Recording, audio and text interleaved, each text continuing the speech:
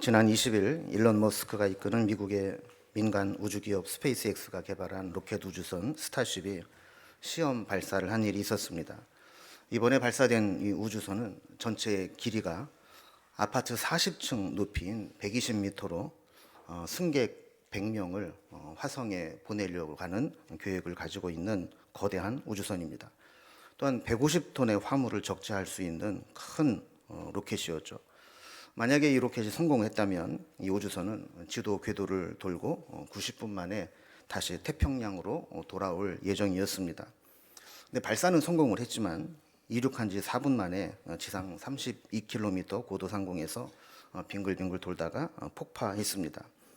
이번 실패로 한 1,300억 원이 증발된 것으로 보고 있고 증시까지 합치면 수십조가 한순간에 날아간 것으로 보고 있습니다. 발사되어서 올라가는 과정을 지켜보던 관제센터와 군중들은 폭발되는 순간 깊은 아쉬움에 탄식이 터져 나왔습니다. 하지만 금방 환호와 박수갈채로 바뀌었습니다. 실패는 했는데 여기저기에서 환호와 응원의 소식들이 쇄도한 것입니다. 대표인 일론 머스크도 자신의 트위터에서 스페이스X 팀의 흥미로운 시험 비행 발사를 축하한다. 몇 달 뒤 있을 다음 테스트를 위해 많이 배웠다라는 의견을 남겼습니다. 미국 항공우주국 나사의 빌 댄슨 국장도 역사상 모든 위대한 업적은 어느 정도 계산된 위험을 요구해 왔다라고 평가했습니다. 그러니까 모든 위대한 일에는 위험이 계산되어 있고 그 위험을 극복할 수 있는 실패를 두려워하지 않고 끊임없이 도전하는 정신이 있을 때 결국 위대한 결과를 만들어 왔다라는 것입니다. 그들은 모두 실패로 좌절하는 것이 아니라 실패를 통해 무엇이 문제였는가를 배우고 그것들을 과감하게 고치고 수정하고 보완하면서 다음 시도에는 반드시 성공하게 될 것이라는 결의를 다지게 된 것이죠. 우리도 실패했다면 그 실패한 원인을 찾아서 그걸 분석하고 보완할 필요가 있습니다. 경제학자 조지프 슌페터라는 사람이 대중화시킨 창조적 파괴라는 경제학 용어가 있습니다. 낡은 것을 파괴 혹은 도태시키고 기술 혁신으로 새로운 것을 창조하고 변혁을 일으키는 과정이라는 의미입니다. 이 개념은 이 자본주의 경제 체제 자체가 계속 경쟁하고 또 잘못된 것을 수정하고 변화하는 상황에 적응하고 살아남기 위한 일련의 진화 과정을 겪고 있다는 것을 전제로 하는 개념이죠. 이 변화와 진화 과정에 나온 개념이 창조적 파괴입니다. 파괴되고 도태되는 입장에서 보면 괴롭고 고통스러운 일이지만 창조적 파괴를 통해 다른 것과 초격차를 이루어내고 경쟁에서 승리할 수 있다면 그에게는 엄청난 부와 이윤이 몰아지게 된다라는 것입니다. 그래서 기업들은 끊임없이 기술과 경영 혁신을 통해 이런 차별화된 전략, 창조적 파괴를 통해 새로운 시도들을 해나가고 있는 것이죠. 대표적인 예가 자동차가 마차를 대체해낸 것입니다. 마차가 시내를 활보하던 미국에서 자동차가 상용화되기 시작하면서 한순간에 마차는 시내에서 사라져버리고 말았습니다. 어떤 기록에 보니까 자동차가 상용화된 이후에 마차의 자리를 완벽하게 대체하는 데 걸린 시간은 불과 13년밖에 되지 않았다는 겁니다.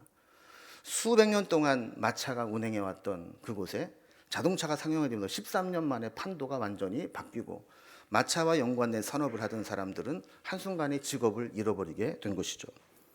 스마트폰도 마찬가지입니다. 스마트폰이 출시되면서 애플과 같은 기업은 아이폰이라고 하는 스마트폰뿐만 아니라 앱스토어를 통해서 소비 패턴을 완전히 바꾸어 냈습니다. 그래서 모든 부가 이 애플이라는 회사에 몰리고 있는 것이죠. 반면에 그때까지 스마트폰을 상징하고 대표했던 노키아라고 하는 기업은 이런 변화와 혁신을 따라가지 못하고 일반 핸드폰에 머물러 있을 때 순식간에 몰락해버렸고 아마 지금 젊은 세대들은 노키아가 무슨 기업인지도 모르는 사람이 있을 정도로 기억 속에 사라져버리고 말았던 것입니다. 오늘날도 마찬가지입니다. 인공지능, 빅데이터와 같은 디지털 기술과 정보통신 기술의 융합으로 만들어진 초연결 기반의 변화를 우리가 4차 산업혁명이라고 부릅니다. 이 4차 산업혁명의 시대로 접어든 요즘에 우리가 지금까지 가지고 있었던 방식을 포기하지 못하고 옛날 것을 고수하며 변화된 세상에 적응하지 못한다면 결국에는 도태되다가 소멸되어 버릴 수 있다라는 것입니다. 이 창조적 파괴의 반대 개념이 뭘까? 제가 생각을 해봤더니 그것은 살던 대로 사는 것, 하던 대로 하는 것입니다. 아무런 변화도 시도하지 않고 그냥 옛날에 살던 그대로 살면 자연적으로 도태되게 돼 있습니다. 슌페터는 또 이런 이야기를 합니다. 이유는 혁신적인 기업가의 창조적 파괴 행위로 인한 생산 요소의 새로운 결합에서 파생되며, 이윤이란 바로 창조적 파괴 행위를 성공적으로 이끈 기업가의 정당한 노력의 대가다 그랬습니다. 어렵게 쓴 것 같지만 옛날 살던 대로 살면 망하고 옛날에 살던 잘못된 부분들을 창조적 파괴로 인해서 극복해내면 성공한다, 그런 얘기입니다. 자, 그렇다면 이런 창조적 파괴와 파괴적 혁신이 우리의 신앙에도 적용될 수 있을까 하는 것입니다. 신앙생활도 마찬가지입니다. 우리가 성경을 통해 접하게 되는 하나님의 말씀들로 인해서 지금까지 내가 가지고 있었던 예수님 만나기 이전에 살아온 삶의 패턴과 사고적 구조들이 파괴되지 않으면 우리는 영적으로 거듭나지 못하게 된다는 것입니다. 오늘 본문은 제자들이 부활의 주님을 지난 20장에 살펴본 것처럼 이미 2번이나 만나고 확인을 했음에도 불구하고 여전히 확실한 부활 신앙으로 살아가지 못하고 있는 모습을 보여줍니다. 그래서 주님은 다시 오늘 본문에서 3번째 제자들을 찾아가셨고 그들과 대화와 만남의 사건들을 통해서 저들을 다시 부활의 신앙으로 무장시켜 주신 것입니다. 오늘 본문을 한번 배경부터 한번 살펴보도록 하겠습니다. 1절에 보면 본문의 시간적, 공간적 배경을 설명합니다. 시간적 배경으로는 그 후에라는 말씀으로 볼 수 있습니다.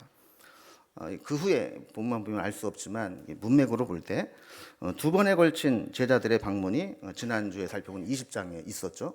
그 후에 3번째로 찾아가신 사건이라는 겁니다.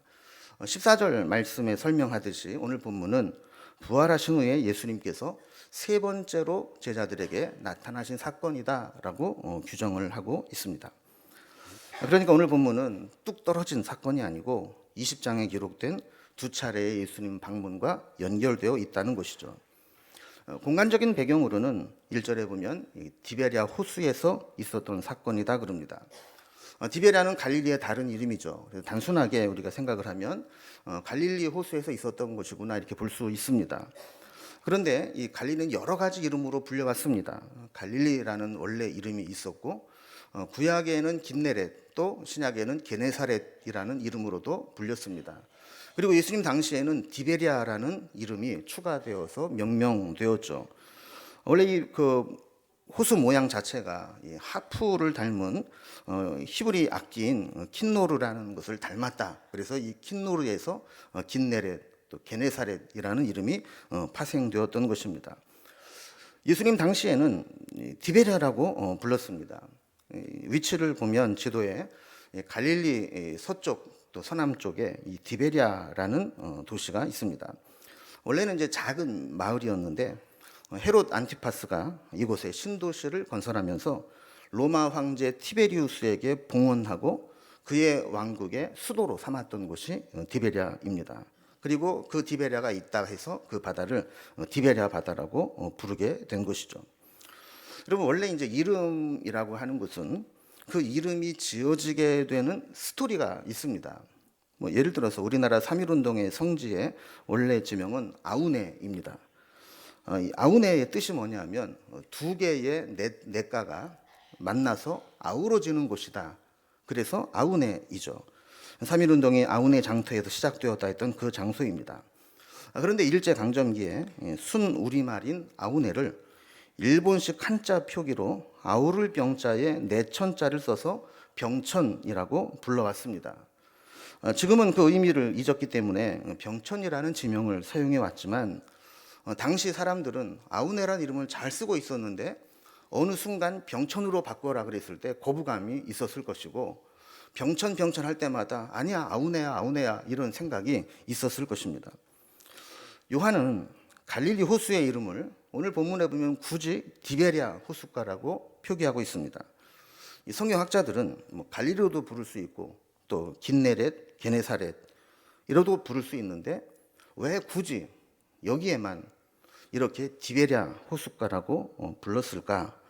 여기에 대해서 몇 가지 생각들을 합니다. 어떤 사람은 당시 이 요한복음 자체가 이방인들에게 복음을 소개하기 위해 쓴 책이기 때문에 그 당시 이방 사람들이 쓰고 있는 공용어인 로마의 언어로 로마의 통용어로 디베랴 바다라고 썼을 것이다라고 추측을 합니다. 일리가 있는 해석입니다. 그러나 문맥 전체적으로 보면 이보다 더 깊은 영적인 의미가 있었을 것으로 보여집니다. 저는 오늘 이 본문에 일어난 사건의 배경을 디베랴 호수라고 했지만 만약에 마을로 국한시켜 본다면 아마 그 배경은 갈릴리 호수 북쪽에 있는 예수님의 공생의 본거지였던 가버나움이 아니었을까 생각을 해봅니다. 이 가버나움은 베드로의 처가가 있는 곳이고 예수님이 공생을 시작하면서 회당에서 또 복음을 전하고 했던 곳이기 때문에 그런 곳이죠. 여기에 비해서 이 디베랴라고 하는 도시는 세상 왕에게 바쳐진 도시입니다. 이스라엘 백성에게는 절망의 도시입니다. 로마에서 건설한 도시라면 그 필요한 재원이나 또 물질들이 다 로마에서 왔겠지만 자기네들이 스스로 황제에게 봉헌에 바쳤다라고 하는 것은 여기에 필요한 인력과 재원을 주민들에게 착취해서 동원했다라는 것을 의미하는 것이죠. 디베랴라는 이름 속에 이 유대인들은 로마의 세속 권력에 주눅들고 또 다른 한편으로는 착취와 절망의 상징으로 여겨졌던 이름입니다. 자, 이러한 사정을 알고 있었던 사람들에게 이 디베랴라고 하는 것, 제자들이 디베랴 호숫가에 있었다라고 하는 것은 지금 이 제자들의 영적인 상태, 심리적인 상태를 연상하게 만드는 의도가 있었다라는 것입니다. 자, 이렇게 세 번째로 만나신 곳이 디베랴 호숫가에 있는데 2절에 보면 등장인물이 나옵니다. 7명의 제자가 나옵니다. 베드로, 디두모라 하는 도마, 갈릴리 가나 사람 나다나엘, 세베대 아들 요한과 야고보죠. 그리고 이름이 나오지 않는 다른 두 제자, 다 합하면 7명입니다.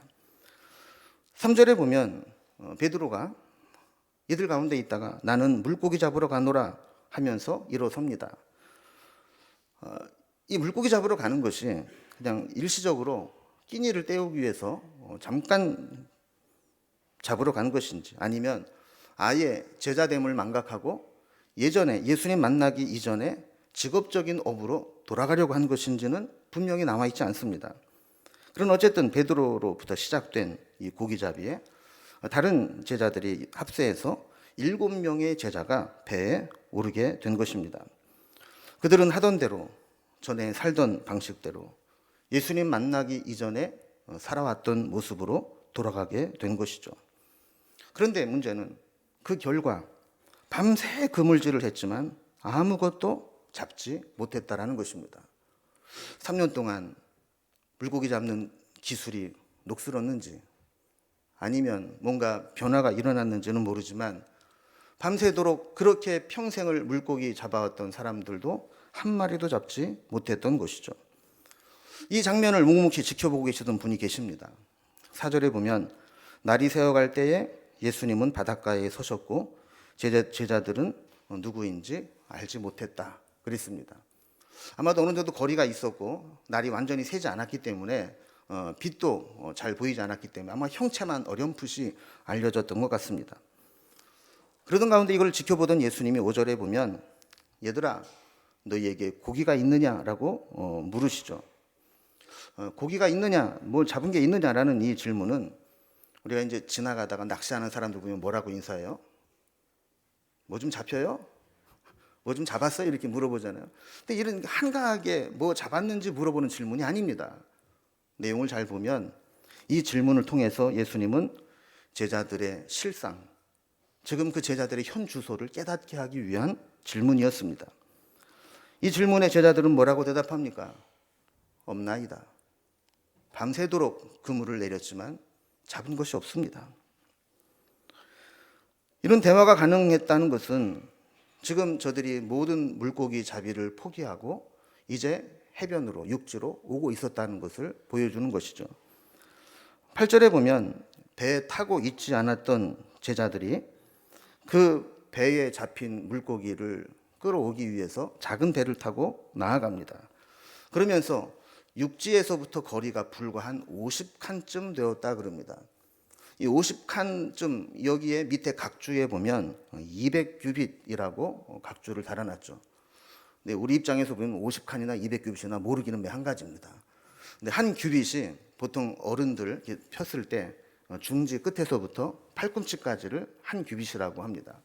그래서 어떤 경우는 뭐 45cm, 어떤 경우는 한 90cm, 한 50cm 이렇게 보게 되는데 그렇게 계산을 해보면 약 90m에서 100m까지 가까이 왔을 때 이 대화가 지금 이루어지고 있다라고 보는 것이죠. 근데 이어지는 대화를 보면 의외의 상황들이 계속 발생을 합니다. 6절에 보면 예수님께서 아무것도 못 잡았다는 제자들에게 그물을 배 오른편에 던져라. 그리하면 잡으리라 그랬습니다. 여러분, 제자들이 오른편인들을 안 내려봤고 왼편인들을 안 내려봤겠습니까? 사방 내려봤을 겁니다.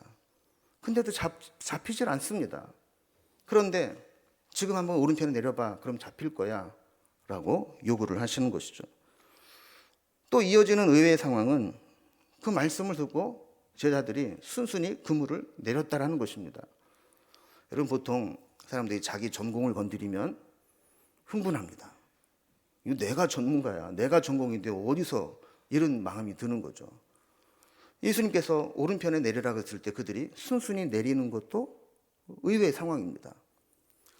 또 의외의 상황이 발생합니다. 밤새도록 그렇게 안 잡히던 물고기가 이번에 그물을 내렸더니 잡힙니다. 몇 마리 잡히는 정도가 아니라 그물을 7명이 합세해서 끌어올려도 올리지 못할 정도로 묵직하게 잡혀 있습니다. 이 모든 상황이 이해할 수 없는 의외의 상황들이 연속되고 있습니다. 만약에 우리가 이런 상황을 보게 된다면 어떤 생각이 들었을까요? 야, 초장 끝발은 개 끝발이라고 그러더니 막판에 그래도 한 건 하는구나. 이런 생각을 했을까요? 야, 저 사람 누군지는 모르지만 물고기 잡게 줬으니까 몇 마리 줘야 되겠다. 이런 보은의 생각을 했을까요? 오늘 본문에 보면 이런 상황에서 영적으로 민감함을 가지고 있었던 제자 하나가 예수님을 생각해냅니다.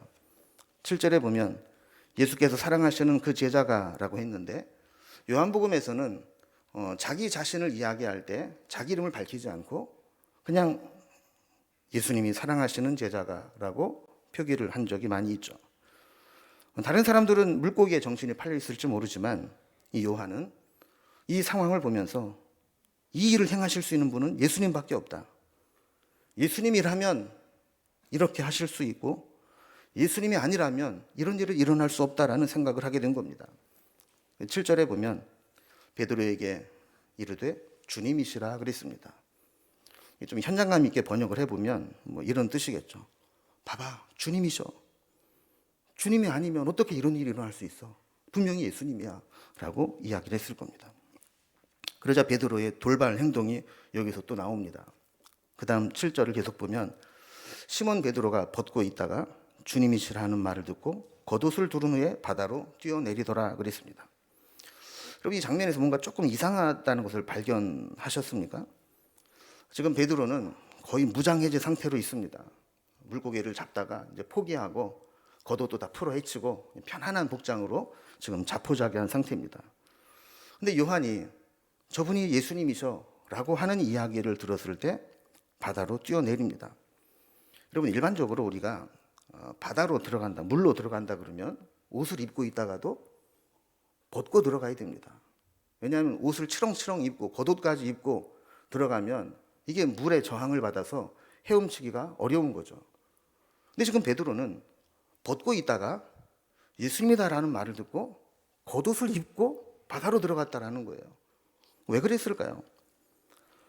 어떤 사람들은 베드로가 그래도 예의는 있어서 예수님 만나러 가는데 어떻게 속옷바람으로 가냐, 옷을 입고 갔다 이렇게 해석을 하기도 하고, 어떤 사람은 지금 베드로가 다 벗고 자포자기 상태에 있다가 예수님이라는 말을 듣고 아마 정신을 못 차리고 허둥지둥하다가 얼떨결에 겉옷을 입고 갔을 것이다라고 보기도 합니다.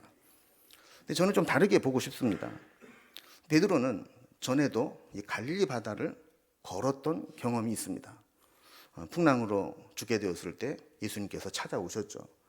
그리고 베드로가 예수님에게 나도 예수님께 가게 해달라 그래서 무리를 걸었던 적이 있습니다.